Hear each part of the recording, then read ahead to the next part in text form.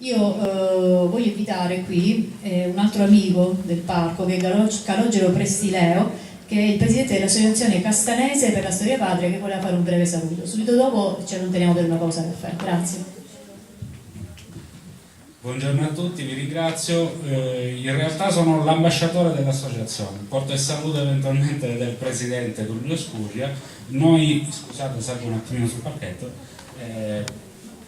siamo venuti qui soltanto per incontrare gli studiosi, per ascoltare i loro ultimi studi e per intraprendere in futuro delle attività non soltanto sul territorio di Castellumberto, ma anche eventualmente su tutta la vallata del Fitaro.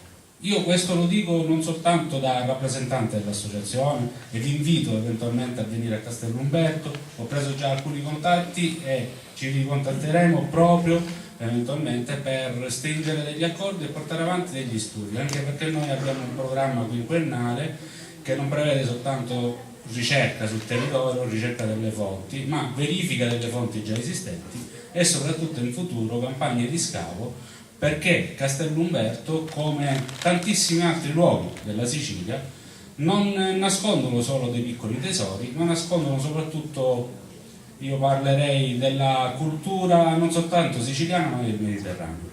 È importante per me definire questo perché in un periodo storico come oggi, in cui culturalmente ci troviamo a scontrarci tra Occidente, Oriente, Nord, Sud, non si capisce più niente, noi come azione pratica, come associazionismo, portiamo avanti degli studi che ricolleghino in qualche modo anche il contesto storico con il contesto culturale europeo. Quindi quando noi andiamo a fare delle ricerche sul periodo medievale, non andiamo a cercare soltanto le origini e verificare se realmente la famiglia Lanzer, poi è diventata Lancia o Lanza, siano vissute realmente a Castellumberto e abbiano influito in qualche modo sui nostri culti religiosi, sulle nostre costruzioni, ma soprattutto per cercare la vera origine del nostro luogo, del nostro nome e della vallata tutta del Fitaro, perché era un luogo importantissimo, era un confine tra l'entroterra e il mare. All'inizio ho sentito degli studiosi parlare dell'importanza delle isole Eolie, la nostra posizione e le nostre origini per certi versi greche. Beh, io vorrei anticipare e andare incontro anche agli studi che sono stati fatti sull'età del rame, del bronzo, sullo studio degli ausoli che venivano dall'attuale zona dell'Appennino del Lazio e della Campania. Cioè noi abbiamo un contesto nella zona dei Nebrodi di fronte alle isole Eolie che permettono di fare studi e confronti culturali non soltanto tra la nostra zona ma soprattutto con tutte le zone del Mediterraneo.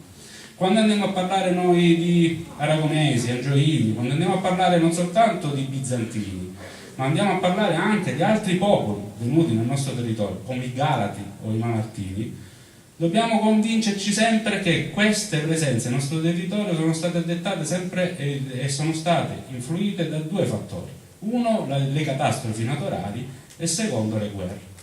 Ora, in questo periodo storico, noi come Associazione Storia Patria di Castellumberto portiamo avanti anche non soltanto il valore storico ma anche il valore etico sul quale la storia deve portare avanti, deve in qualche modo riuscire a trasmettere ai giovani che sono anche qui nella nostra sala.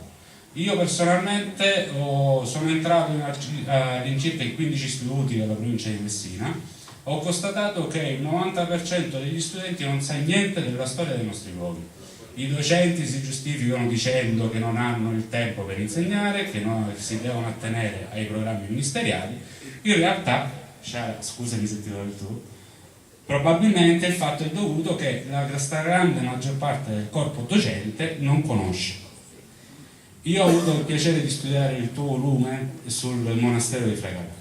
Quel volume rappresenta un passaggio importante per la storia di tutto il nostro territorio. È secondo me un'enciclopedia che dà non soltanto notizie certe, ma soprattutto dà in prospettiva la possibilità di fare nuove ricerche, perché oggi la storia dà l'opportunità di fare nuove ricerche ed è il futuro dei ragazzi, anche se sono girati, hanno il telefonino e hanno bisogno di parlare.